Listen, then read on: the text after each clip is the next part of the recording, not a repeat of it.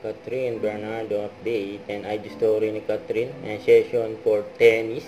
Sporting ngayon si Catherine kahit na 36 degrees Celsius ang temperature. Grabe yung init.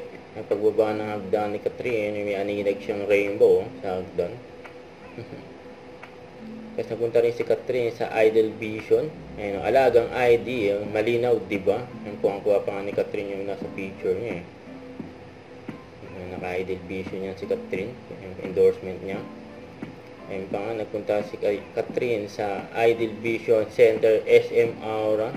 Ayun pa nga yung mga empleyado, mga staff. Ayun ay pagpa-picture kay Catherine. Ayun, bumisita sa isang branch, Catherine. Tapos yun pa, endorsement niya, Anchorland. Tapos post ng TCL, Sea Life in Full Color. Sa May 8, mukhang may aabangan with Catherine.